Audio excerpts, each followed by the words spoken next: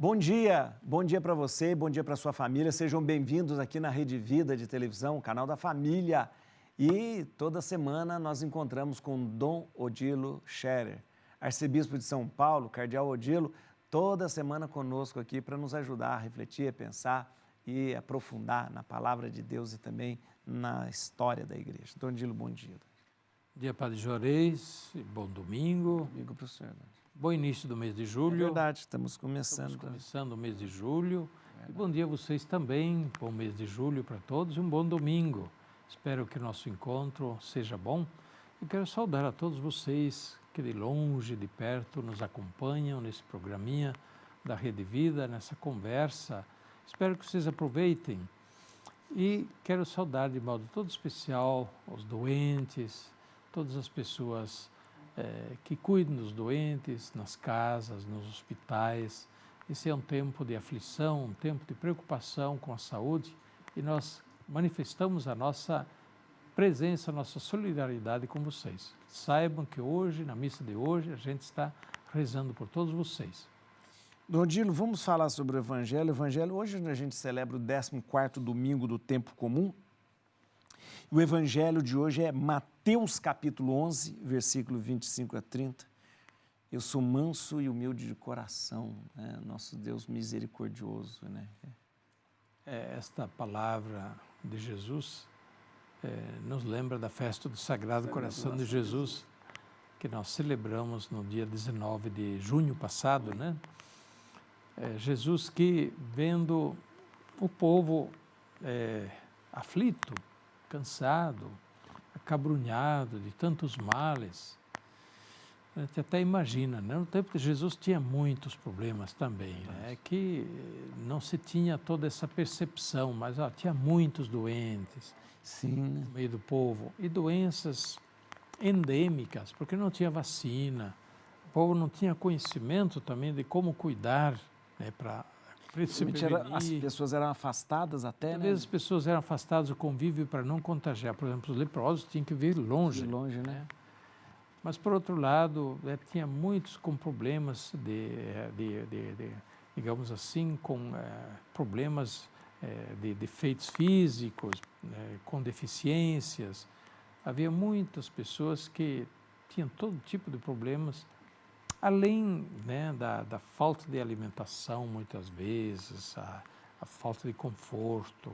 Pobres, né? Muito pobres. Muito pobres. O pessoal vivia mesmo para o mínimo do dia a dia, não havia muitos ricos, não. Não havia todo esse negócio de encher a casa de coisas de conforto, né?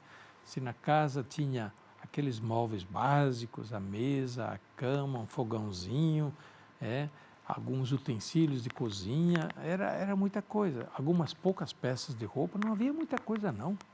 E o povo vivia assim, portanto, muito na dependência do dia a dia. E Jesus vê aquele povo, né, cansado, sofrido e muitas vezes também com medo, porque vivia numa situação de opressão, né? Não tinha liberdade política, né? Era a dominação romana, né?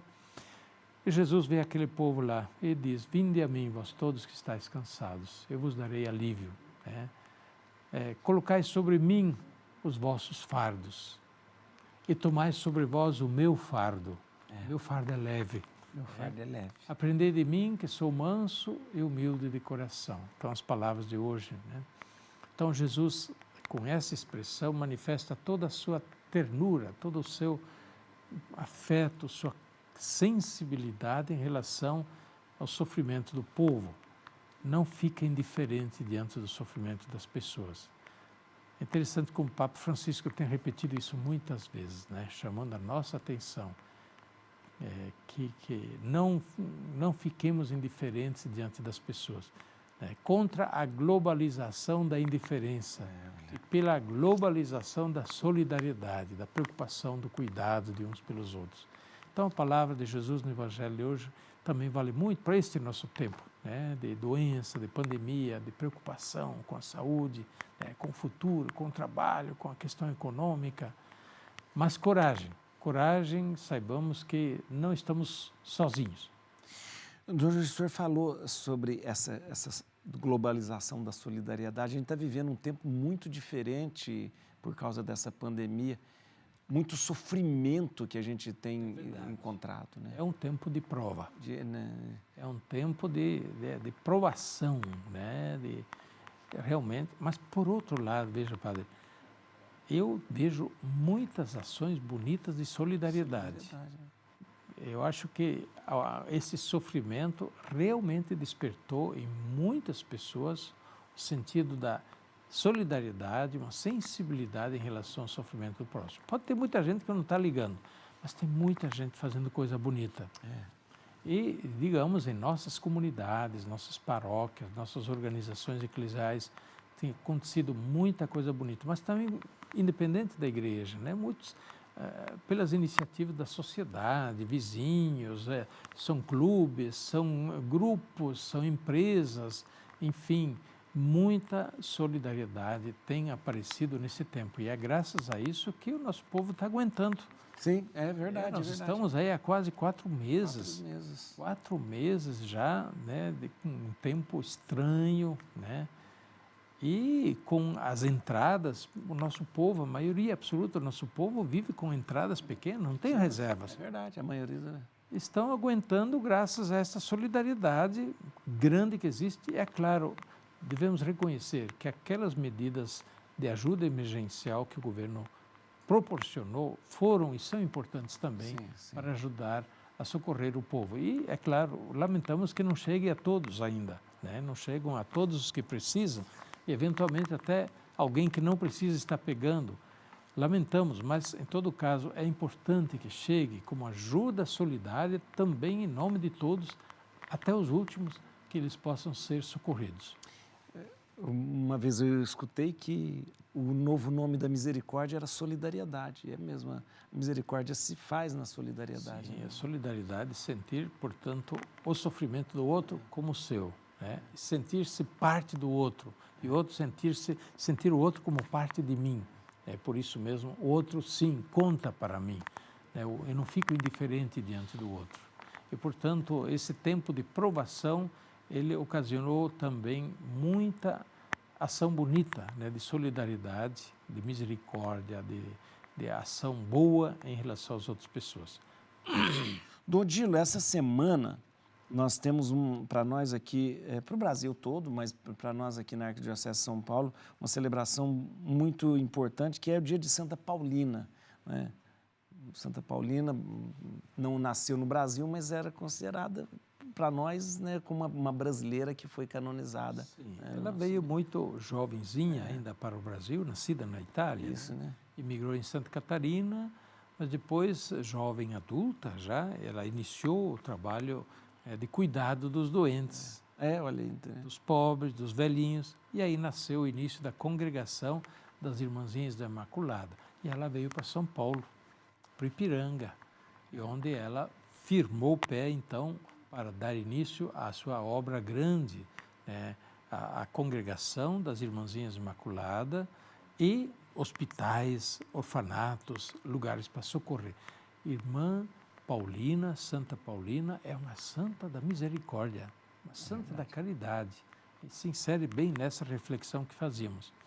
Interessante situar isso na história. Parece que o santo cai do céu, né? Não cai do céu. O santo está bem inserido na vida. E isso é bonito. Os santos não são mitos que imaginamos. Não, os santos são de carne e osso. Carne e osso, não é extraterrestre, não. Não, eles viveram entre nós, participaram das nossas lutas.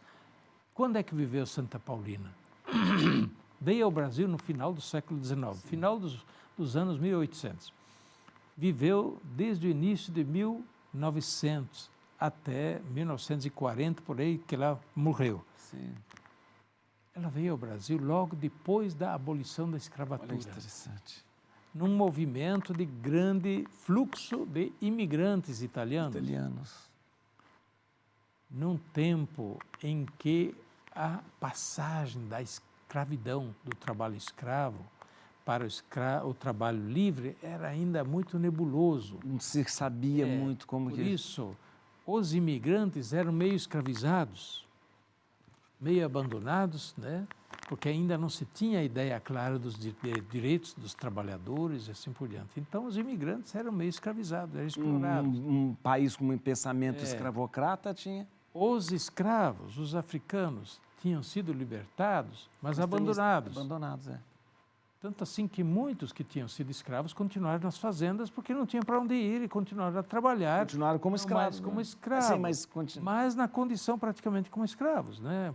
Livres, mas sem direitos, né? Direitos, sem bens, sem nada. Podiam viver, mas sem condições de progredir. Mas o triste no tempo de Santa Paulina, também aqui em São Paulo, como em muitos lugares, havia muitos antigos escravos, idosos, pelas ruas abandonados, doentes, crianças abandonadas, né? Filhos, né, de antigos escravos. E o que fez Santa Paulina? Se dedicou a estas pessoas, se dedicou a recolher o povo que estava abandonado na rua, os antigos escravos e também os imigrantes doentes. Aí entrou, por exemplo, até o Tifo, irmão de Santa Paulina, Sim. que é padre José Marchetti. José Marchetti. Tem também um processo de beatificação aqui em São Paulo, né? José Marchetti. Ele veio ao Brasil para acompanhar os imigrantes italianos e dedicar-se aos pobres e doentes. Ele também pegou tifo e morreu, jovenzinho de todo, padre com poucos anos de padre. Morreu dedicando-se aos doentes. Olha, quanta coisa bonita. E é Santa Paulina dedicada ao trabalho da misericórdia, dos doentes, dos pobres, dos abandonados. São santos, santos Sim. da misericórdia. E nós recordamos Madre Paulina, Santa Paulina, que ela interceda por nós e nós, olha, hoje, essa situação que nós vivemos, ela nos interpela para que nós também vivamos generosamente a misericórdia, as obras de misericórdia em relação a todos aqueles que mais precisam. Dê a benção para a gente, então, por intercessão de Santa Paulina, Dom Odilo. Pois não. E uma boa semana para começar um bom domingo para todos e boa saúde para todos. A bênção de Deus Todo-Poderoso, Pai, Filho e Espírito Santo desça sobre vós e permaneça para sempre. Amém.